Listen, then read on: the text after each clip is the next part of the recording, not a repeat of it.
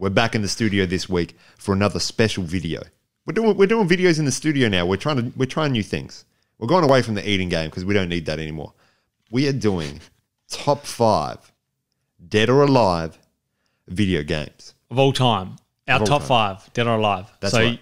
I'm gonna have a top 5, and Appa's gonna have a top 5. Now I didn't speak this over with you previously, but I also I found this very difficult. Oh, so yeah, me too, bro. I've got a list of all the games that I've enjoyed, and there's about 20 on there. No, that's good because I wanted to do also some special mentions as well. Just like we don't have to get into them. Just brief special mentions. Bam, bam, like bam, bam. Thank you, man. Yeah. All right. So Vincent, we're going to get right into this, and I'm going to start with you. Are you doing this in any particular order? So I've got my 5. I got my final 5. Bro, are you excited for this? Dude, I'm excited. Dude, I'm excited for this. I've written here. I've got reasoning as a heading. You look, because I got my final 5 and then I've got reasoning. Man, I love this. I love that you have prepared to this level. Yeah, I've written things down. Like we've got things written. This has never been seen before on the back catalogue. No, absolutely not. Preparation. All right. Although we did used to prepare. Anyway, so I'm gonna. This is not in particular order because I can't rank them in any order, unfortunately. Okay. I probably could, but I haven't done that. Just so I can let you know, because what we'll do is we'll do 5, 4, 3, 2, 1. We'll do them together. You do your 5, I'll do my 5. Yeah. Just to let everyone know, I'm in a similar boat to Vincent. I didn't rank these in any particular order except for number 1. All right. Well, number 1 is my favorite game of all time. You don't need to do that, Vincent. I'm not putting you on the spot here. You can get into just number 5 in no particular order. Okay. Well, I've gone from 1 to 5, so now I'll do backwards because of you. Because I was thinking, number 1 is the best one. Yeah, I know. I guess. I just thought it as a list. We're going from different Anyway, should we get into it? Because it's 2 minutes and the folks at home want to know. Let's get into this. All right, so number 5 for me is Fallout New Vegas.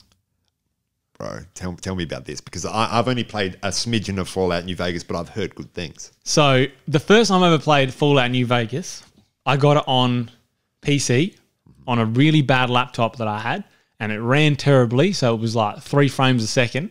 Yeah. And I didn't know that you could sprint in the game or fast travel. So I was just walking places. Dude. And I did not get very far in that game because, I mean, number one, I just didn't have the means to get very far very quickly. And I had a finite amount of time. But I recently went back to it maybe not recently. I went back to it a few years later. This was when I was like 12 or 13, the first time I played it. Right, yeah. And I went back to it, and man, I just got wrapped up in the whole world. You know me. Like I love good world building. You do, and you get immersed. And Fallout has one of the best worlds out of any game, I think, because there's just so much lore and so much to unpack. Anywhere you go, it's just wild because the whole premise of basically it's the 50s, but the future. That's right. Yeah. Everything about that game is amazing. The music in that game, I played Fallout for too long and I've just got like Billie Holiday and Tennessee Ernie Ford. That's on my playlist. That's it. Is that a man's name? Tennessee Ernie Ford. Yeah. That's amazing. Yeah, he sings what's the song? Like What's a New Pussycat? Whoa. No. We're talking that's Tom Jones. That's too recent. That's too recent, yeah. We're talking like mining songs. Oh, dude. There's a song about mining. That's amazing. So he's talking about songs of the time. Yeah. Vincent, can I add to this? Because your experience is very similar to my first experience of playing Fallout. When I first played Fallout, I was at my cousin's house. We went to the video store. We got the game Fallout because we saw the cover. You see the guys who are the main. What are they called? The dude with the Enclave, I think, is the one with the mask. Or whoever they happen to be. We saw that. We're like, this has to be a top tier game. A killer cover. Yeah. So we took that home, took Fallout 3 home. We then did exactly the same thing that you did. So we were able to sprint, right? But we didn't know about fast travel, and we also didn't understand what over encumbered meant. So we just kept picking up things. We picked up everything we saw. Bro, you got like double your weight. Yeah, 100%. And you're not sprinting anymore. No. So we were like over encumbered because we're 10-year-old boys. Yeah. I think it came out, I feel like it was later than that, but we were young. We were young. I feel like it was like early, like not even not teenagehood. Yeah. Let me have a look when it For came out. Fallout 3 at least, not Fallout New Vegas. Yeah. So- Fallout 3 came out first, before. So then we thought that over encumbered meant we're tired. 2010. So we would have been at 15, 16. Oh, right. Wow. We just dumb then. We Well, we couldn't Bro, we look at just the stupid. we couldn't look at the introduction manuals. yeah, we couldn't look it up on the internet. So, but anyway, we thought over encumbered meant that we're tired, so we just try to sleep wherever we could. Yeah, But because you can the- sleep in that game. The thing is, the fact that you didn't do fast travel, the fact that you walked everywhere, that meant that you got to, even though it was probably only a small portion, you got to experience that. It was to just, the the maximum world. of its potential.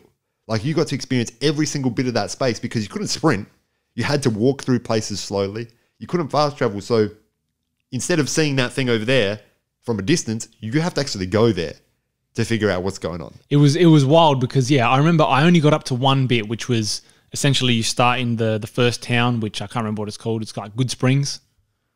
And yeah, you got shot and they've just fixed you up. Yeah. And then you start in that town, you do a few things in that town, you fight off some bandits, and then you go to this casino. And I couldn't get past the casino because I just kept dying. Yeah, bro. You'll do Because that. that was it's not an easy game at all. No, it's not. But yeah, just something, the whole world. I mean, it's just the environment is amazing. And you've become a lover of Fallout since, and, Oh, and that's Fallout. a game. Fallout 4 is my second most played game on Steam. I've clocked like 700 hours. Man, that's amazing. Yep. That's good. That's a fair few hours. Yeah. No, I love that. I love that about that game, and I love that it's that immersive. Now, Vincent, I'm thinking, just for the sake of this being a YouTube video, I realise I've spoken about that for a long time. so should we turn this into a podcast? Because like we could go for an hour. No, we'll just do a video. Who cares? Okay, that's fine. Who that's fine. cares? We'll do both. Can I do my number 5? You do your number 5. I'm talking about Rockstar's very own The Warriors. The Warriors. The Warriors. Is that a 2D side scrolling? No, it's in a like similar to the Grand Theft Autos of that time. Okay. So I can't remember the exact date, but it was around the same era as Grand Theft Auto San Andreas, Yeah. right? So the game is based on the 1979 cult classic The Warriors, Let me look this up. which is a story about gangs in New York. And this gang from Coney Island, they go to there's this meeting within New York City. And the idea is that the gangs are all going to come together and they're going to work together to beat up the police officers and take over the city, essentially, right? Yeah. I've seen the cover. I've seen that before. Yeah. So then what happens is the Warriors get framed for killing the main gang leader, the big guy, and they have to try to get their way back home to Coney Island so they can be safe and with their crew to fight off any people that are trying to kill them. Yeah. This is set before that, but it also goes into that period. This is a game in which, it's one of the most immersive games that I've ever played because you get to play as the gang members, every single one. And the idea is that you get to go through New York City and essentially fight anyone that you see. So there's a period, one of the best levels is something called The Boys in Blue. You just doing snots, man. What the hell? Anyway, it's called The Boys in Blue. I'm hungry, so. That's fine, dude. It's called The Boys in Blue, and it's a level in which you have to go into the city, and you fight all the police officers, and you have to steal as many things as you can, so then you can take that back to your gang to buy goods and services. You got a radio, you sell that, you buy goods and services. So you steal things from the police. You still think this is just one episode. This is called The Boys in okay. One level in which you go in and there's this big riot happening, and while the riot's going on, you're just stealing stuff. But you can play with my cousins and I, because a lot of these games I'm going to talk about, my cousins and I played them. You can play this game for this level for multiple hours because you can just go around and it's unlimited people coming in. You can just beat them all up. And sometimes you'll get arrested by a police officer. They'll grab you and then you'll just be sitting there with handcuffs. Your mate has to come over and unlock you. That's wild. Dude, it's one of the best games. And not only is it a great game because you get to do all that wild stuff, but also you get to play as multiple characters in multiple settings. So because it's a gang, you're not just playing as one dude. You're the whole gang. Yeah, so like different gang members have different things that they do. There's this one guy he's a graffiti artist. His name's Rembrandt. And there's this mission in which you go up against all the other gang's graffiti artists. So you have the dude that's doing the graffiti, but also the muscle with you. So one of you plays as the graffiti artist, one of the other, like whoever you're playing with plays as the muscle. You run around, try to graffiti as much as you can. Whoever has the most graffiti wins at the end of the time limit. But the muscle can just go around and beat up everyone. So you're doing graffiti and there's guys just smacking people on the back of the head while they're trying to do their graffiti. That's right. And you can, that's wild. Like you go up onto like high like ledges to do your graffiti. You can throw heads off of the ledges onto the ground. But yeah, Warriors is definitely one of my favorite games of all time. Yeah. So that is my number 5. Yeah, that sounds wild. It's pretty wild. And I wish that Grand Theft Auto 5 did a bit more of that in terms of, you know, you were Trevor, you were Michael, you were Franklin. Why don't they have actual different things that they can do good and not do good? Yeah, because there was like, you know, Trevor's a rage guy. He can do that. Michael's that was just a special ability. You don't want, Michael's a shooter and Franklin does Franklin's car stuff. driving, but that's as far as it goes. Yeah. I wish there was more. Yeah. So I've got, okay, so I'll go for another one. So number 4, Zelda Breath of the Wild. I knew this game was going to come up on your list. It has to. This is one of the best games I've ever played of all time because, like Fallout, it's the world. You got the world there. You want milk? Yeah, thanks, man. So you're in the world of Zelda, and I've never played any other Zelda games in my life before. But I played this, and I just could not stop playing it. It looks like the most... It looks like the most immersive Zelda game that there has been. Because is it an open world? It's an open world. There haven't been, I don't think there's been open world Zelda games. But the other thing about this game is that you can play when whatever mood you're in. It's such a good game because you can pick it up and if you're just chilling out, you literally can just climb mountains. And if you want to go find like goblins, bokoblins, you can just do that. You can go looking for loot. You can honestly, there's so many ways to play the game. And the thing that I love the most, I think, is that the exploration is rewarded. So you go exploring things, you're finding like little dudes called Koroks. You find little mini games everywhere. So you're thinking, if I get to the top of this mountain, I'm getting something out of it. It's not just, I'm getting to the top of this mountain. And that's what I love about that game. It's just, I mean, the story's pretty cool as well. The mechanics of the game, the way that you play, the actual combat is really good as well. Because you can do parries, you can do shield stuff. What are you laughing at? I'm just laughing at my next couple of... Your next couple? That are coming up. But yeah, Zelda Breath of the Wild, that's my number 4 pick. Like I said, again, no particular order, but... Now, there is a new Zelda game that's coming out in the same vein. I think they've got Breath of the Wild 2 coming out. Right. Yeah. Because there was the calamity of... what's it called? The Age of Calamity or something. Yeah, that was a hack and slash game. I haven't actually played that, but yeah, it's a different style. Mm-hmm. Now, my number 4. Let me just. Okay, my number 4 is. Now, there's going to be some biases in my world to PlayStation games. There's going to be some biases specifically to Naughty Dog games. And my number 4 is the original Last of Us game. And again, no particular order for my top 4, but number 1 is my favorite game of all time. This is a game that I think that we can both speak on. This is more of a conversation because we've both definitely played this game and played it. I'm not sure if you've played it multiple times through number 1. I think I've only played once. I've only played number 2 multiple times through. I think that game is just as good, but the fact that my replayability of The Last of Us 1 makes it that much better for me. And that is because although there is a lot of heartbreak and the game, you know, can be harrowing at times, it's not to the same level as Last of Us 2. Last of Us 2 is an amazing game, and don't get me wrong, it is one of my favorite games of all time as well. but I had to put Last of Us 1 on the list. Yeah. The one thing that I would say, the reason that I would put this on the list is, one, I love the character of Joel, but there's this one moment in the game which I think everyone experienced, and I think that, or two moments in the game that I think everyone experienced and everyone loved, and one of them everyone experienced and everyone was horrified by. The first experience, the one that they loved, which comes later in the game, is when you're almost at the medical center where you have to get Ellie to in order to, get the cure. And you go there and you get to a point and these giraffes just walk past. Because, the zoo is just open.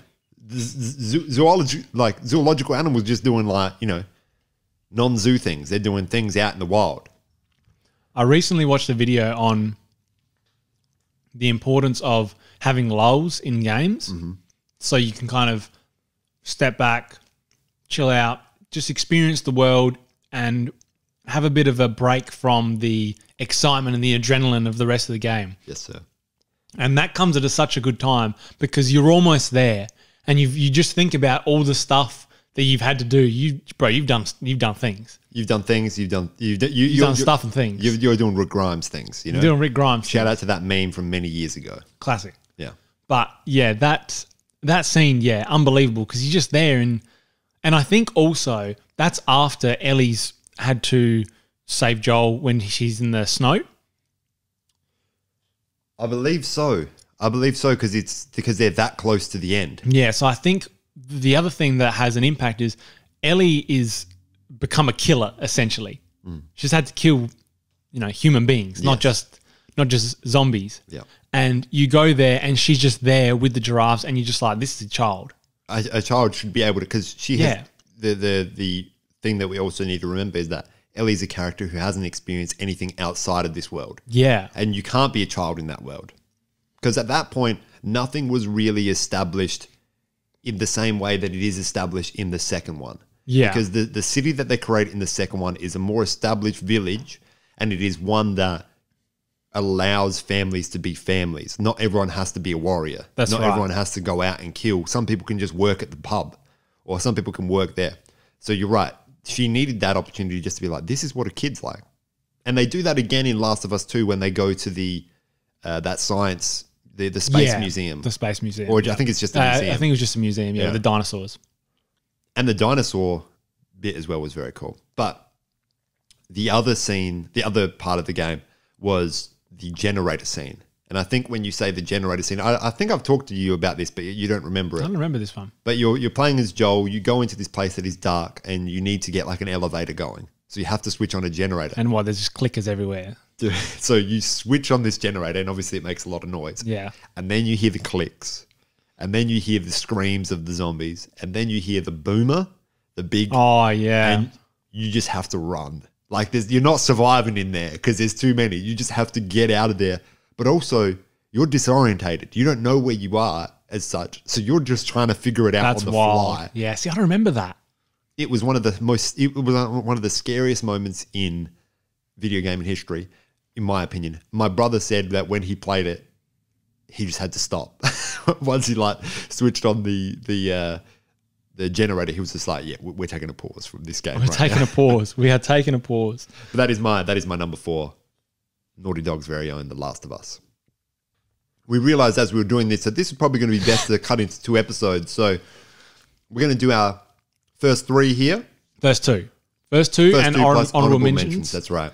And then we'll do our top 2, as in actually ranking. Yeah. So tune in next week to see our top 3. Our top 3. That's right. Tune in next week to see the top 3. Yeah. Hey, let's go on. We're still going to do your number 2. Yeah. So my number 4. Yeah. Simpsons Hit and Run.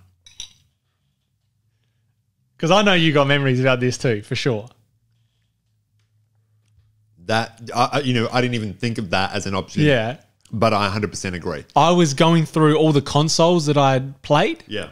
And Simpsons Hit and Run, I'm just thinking, I've played that, I reckon, at 3 different times in my life. I played it, initially close to when it came out on the GameCube. I didn't have it on PlayStation, I had it on GameCube. Mm-hmm. And that game was unbelievable. I never finished it because it was too hard when I was a kid. Me and my brothers would play it and we would smash it out and we'd try to get all the gags and all the finish, complete the game, because it's a game that you complete it and you can actually 100% it pretty easily.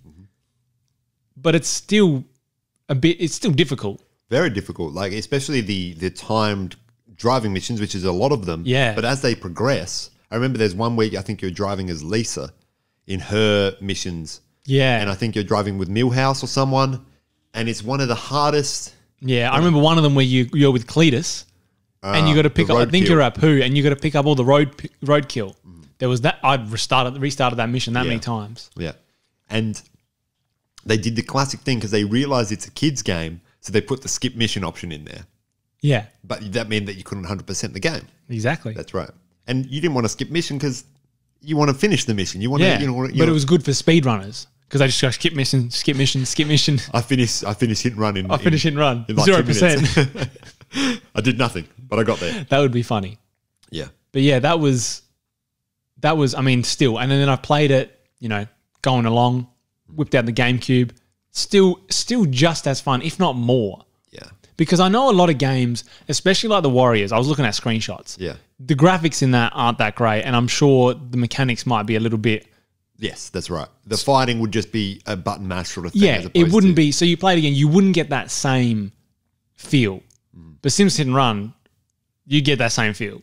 And that's the great thing about those animated games in which it doesn't have to look realistic. Your Ratchet and Clanks, your Jack and Daxters, your Simpsons Hit and Runs, or Simpsons Road Rage, which, have you ever played that before? It's like Crazy Taxi. Yeah, no, I haven't played that. That's an honourable mention for sure, because that's a great game. Yeah, I also realised I've just done 3. I was meant to only do 2. We're meant to do honourable mentions now.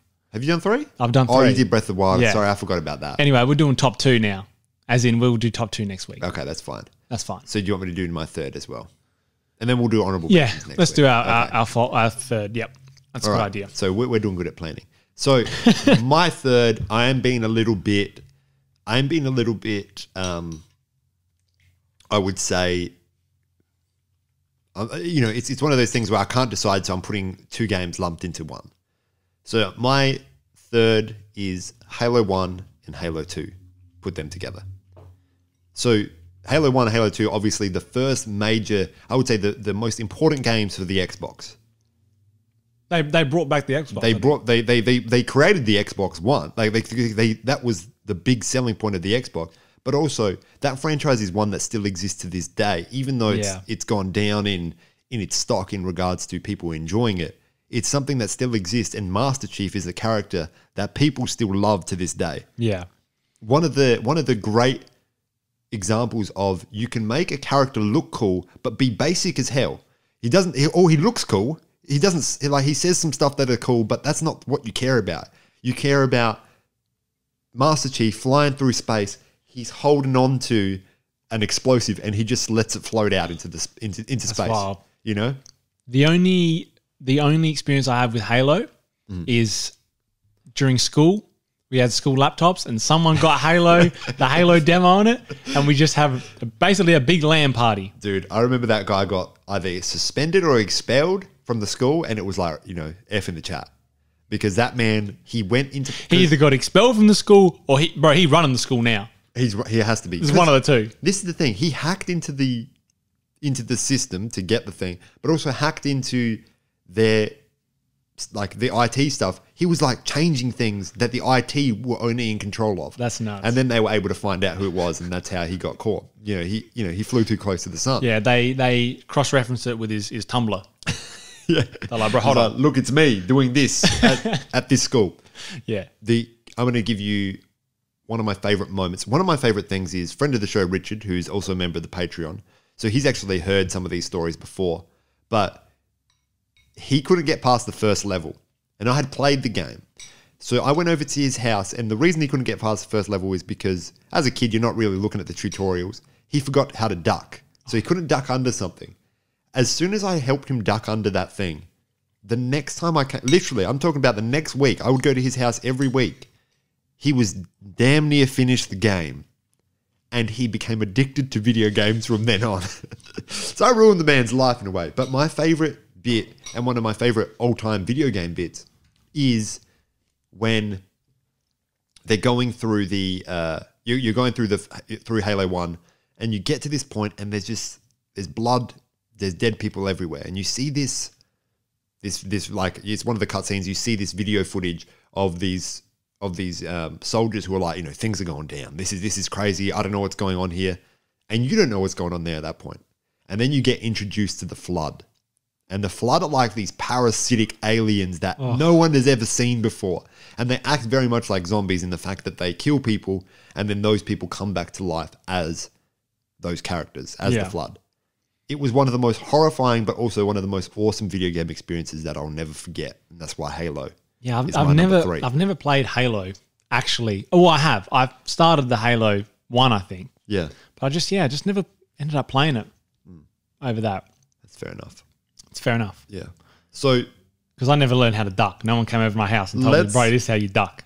Let's cut things off here. We made the mistake. We're going to go next week, or maybe later this week. We're going to do our top 2. We're going to do our top 2, and we're going to do some honorable mentions. Yeah. So like and subscribe if you like this. Mm-hmm. If you think it was too long, I mean, this is like a 25-minute video. Yeah. Look, but you know what, bro? We're learning. But also, it is what it is. And, absolutely. No one's paying us here, so like, don't get upset with free content. All right. Catch us on the show at Patreon, YouTube, Instagram, Twitter, etc., etc. Talk soon. Talk soon.